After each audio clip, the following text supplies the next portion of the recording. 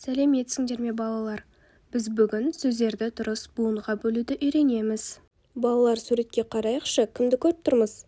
Дұрыс, ана және бала. Енді осы сөздерді буынға бөлейік. Ана, бала.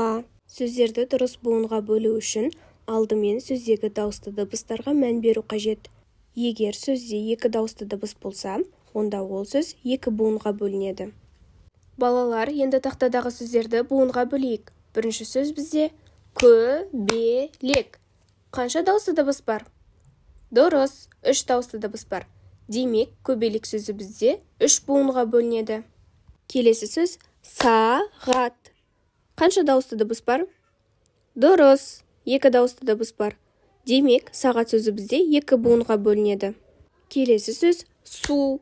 Балалар, су сөзінде қанша дауысты дыбыс көріп тұрмыз? Дұрыс, 1. Демек, су сөзі бізде 1 буынды. Енді балалар, бізде буындардың 3 түрі болады. Ашық буын, бүтеу буын және тұйық буын. Егер сөз дауысты дыбысқа аяқталса, онда ол бізде ашық буын. Мысалы, тақтадағы бота сөзін алайық. Бота сөзі бізде дауысты дыбысқа аяқталып тұр. Демек, ашық буын. Келесі бүтеу буын. Бүтеу буын дауысты дыбысқа басталып, дауыссыз дыбыстан аяқталады. Оған мысал ретінде тақтадағы ат сөзін алайық. Ат сөзі бізде дауысты дыбыстан басталып, дауыссыз дыбыстан аяқталып тұр. Демек, бұл бізде бүтеу буын. Келесі тұйық буын.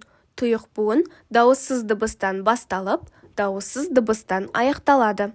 Оған мысал ретінде тақтадағы сағат сөзін алсақ болады. Сағат сөзі с дауыссыз дыбыстан басталып, т дауыссыз дыбыстан аяқталып тұр. Демек, бізде ол тұйық буын қатарына жатады. Балалар, енді түсінгенімізді пысықтау үшін бірге ойын ойнайық. Ойынның аты буындар аралы.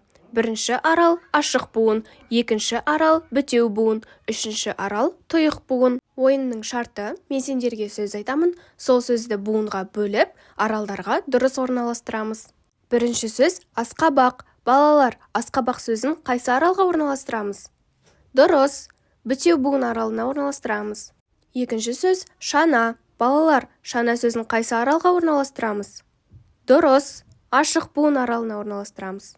Үшінші сөз мектеп. Балалар, мектеп сөзі қайсы аралға орналасады?